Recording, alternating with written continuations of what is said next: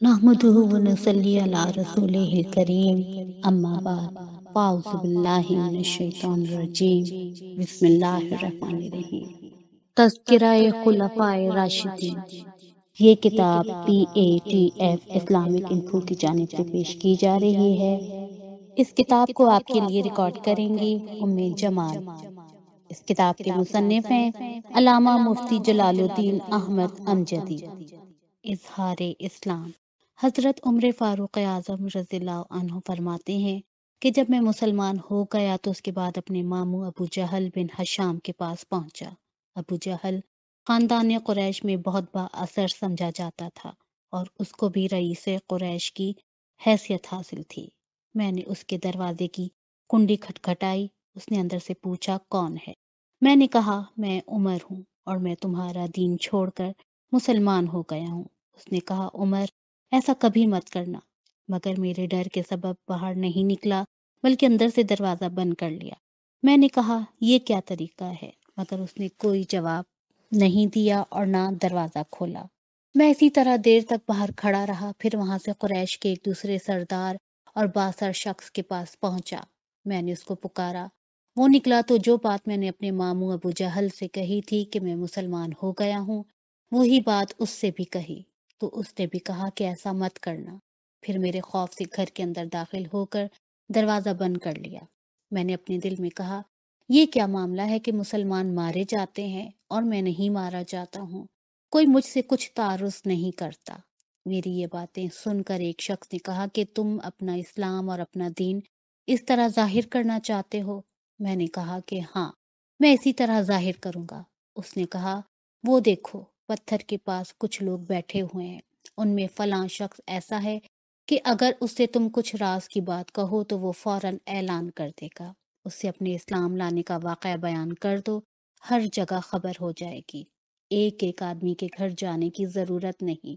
میں وہاں پہنچا اور اس سے اپنے اسلام قبول کرنے کا ظاہر کیا۔ اس نے کہا کیا واقعی تم مسلمان ہو چکے ہو؟ میں نے کہا ہاں، بے شک میں مسلمان ہو چکا ہوں۔ یہ سنتے ہی اس نے بلند آواز سے اعلان کیا کہ اے لوگو، عمر بن خطاب ہمارے دین سے نکل گیا۔ یہ سنتے ہی ادھر ادھر جو مشرکین بیٹھے ہوئے تھے مجھ پر ٹوٹ پڑے۔ پھر دیر تک مار پیٹ ہوتی رہی۔ شور و غل کی آواز میرے ماموں ابو جہل نے سنی۔ اس نے پوچھا کیا معاملہ ہے؟ لوگوں نے کہا کہ عمر مسلمان ہو گیا ہے۔ میرا ماموں ابو جہل ایک پتھر پر چڑھا اور لوگوں سے کہا کہ میں نے اپنے بھانجے کو پناہ دے دی۔ یہ سنتے ہی جو لوگ مجھ سے الجھ رہے تھے الگ ہو گئے، مگر یہ بات مجھے بہت ناگوار ہوئی کہ دوسرے مسلمانوں سے مار پیٹ ہو اور مجھ کو پناہ دے دی جائے۔ میں ابو جہل کے پاس پھر پہنچا اور کہا جوارک رد علیک، یعنی تیری پناہ میں تجھے واپس کرتا ہوں، مجھے تیری پناہ کی ضرورت نہیں۔ پھر کچھ دنوں تک مار پیٹ کا سلسلہ جاری رہا، یہاں تک کہ خدا تعالیٰ نے اسلام کو غلبہ عطا فرمایا۔ تاریخ الخلفاء۔ حضرت ابن مسعود رضی اللہ عنہ سے روایت ہے، وہ فرماتے ہیں کہ حضرت عمر رضی اللہ عنہ کا مسلمان ہونا اسلام کی فتح تھی، ان کی ہجرت نصرت الہی تھی اور ان کی خلافت رحمت خداوندی تھی۔ ہم میں سے کسی کی یہ ہمت و طاقت نہیں تھی کہ ہم بیت اللہ شریف کے پاس نماز پڑھ سکیں، مگر جب حضرت عمر رضی اللہ عنہ مسلمان ہو گئے تو انہوں نے مشرکین سے اس قدر جنگ و جدال کیا کہ انہوں نے عاجز آ کر مسلمانوں کا پیچھا چھوڑ دیا، تو ہم بیت اللہ شریف کے پاس اطمینان سے اعلانیہ نماز پڑھنے لگے۔ اور حضرت ابن عباس رضی اللہ عنہ سے روایت ہے کہ جس نے سب سے پہلے اپنا اسلام علل اعلان ظاہر کیا وہ حضرت عمر فاروق رضی اللہ عنہ ہیں۔ اور حضرت صہیب رضی اللہ عنہ سے روایت ہے کہ انہوں نے فرمایا کہ جب حضرت عمر رضی اللہ عنہ ایمان لائے تب اسلام ظاہر ہوا، یعنی اس سے پہلے لوگ اپنا اسلام قبول کرنا ظاہر نہیں کرتے تھے۔ ان کے ایمان لانے کے بعد لوگوں کو اسلام کی طرف کھلم کھلا بلایا جانے لگا اور ہم بیت اللہ شریف کے پاس مجلسیں قائم کرنے، اس کا اعلانیہ طواف کرنے، کافروں سے بدلہ لینے اور ان کا جواب دینے کے قابل ہو گئے۔ آپ رضی اللہ عنہ کی ہجرت۔ حضرت عمر رضی اللہ عنہ کی ہجرت بھی بے مثال ہے۔ حضرت علی رضی اللہ عنہ فرماتے ہیں کہ حضرت عمر رضی اللہ عنہ کے علاوہ ہم کسی ایسے شخص کو نہیں جانتے جس نے اعلانیہ ہجرت کی ہو۔ جب حضرت عمر رضی اللہ عنہ ہجرت کی نیت سے نکلے تو آپ نے اپنی تلوار گلے میں لٹکائی اور کمان کندھے پر اور ترکش سے تیر نکال کر ہاتھ میں لے لیا۔ پھر بیت اللہ شریف کے پاس حاضر ہوئے، وہاں بہت سے اشراف قریش بیٹھے ہوئے تھے۔ آپ نے اطمینان سے کعبہ شریف کا طواف کیا، پھر بہت اطمینان سے مقام ابراہیم کے پاس 2 رکعت نماز پڑھی، پھر اشراف قریش کی جماعت کے پاس ایک ایک شخص سے الگ الگ فرمایا، شاہت الوجوہ، یعنی تم لوگوں کے چہرے بد شکل ہو جائیں، بگڑ جائیں اور تمہارا ناس ہو جائے۔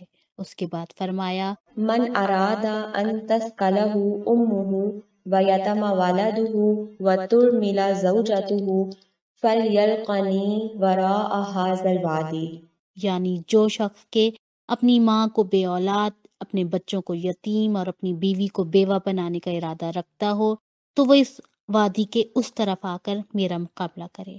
آپ کے اس طرح للکارنے کے باوجود ان اشراف قریش میں سے کسی مائی کے لال کی ہمت نہ ہوئی کہ وہ آپ کا پیچھا کرتا۔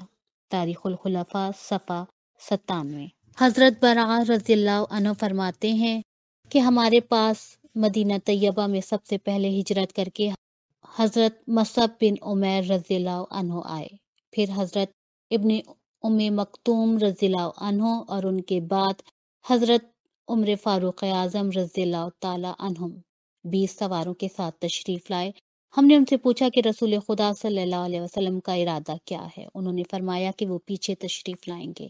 تو آپ کے بعد سرکار اقدس صلی اللہ علیہ وسلم مدینہ طیبہ تشریف لائے۔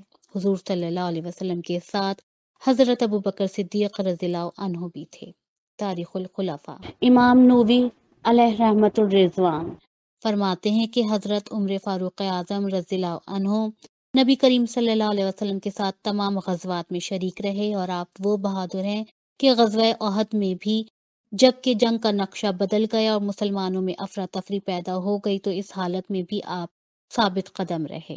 تاریخ الخلفاء آپ کا حلیہ حضرت زر رضی اللہ عنہ فرماتے ہیں کہ حضرت عمر رضی اللہ عنہ کا رنگ گندمی تھا، آپ کے سر کے بال خود پہننے کی وجہ سے گر گئے تھے، قد آپ کا لمبا تھا، مجمع میں آپ کا سر دوسرے لوگوں کے سروں سے اونچا معلوم ہوتا تھا، دیکھنے میں ایسا محسوس ہوتا تھا کہ آپ کسی جانور پر سوار ہیں۔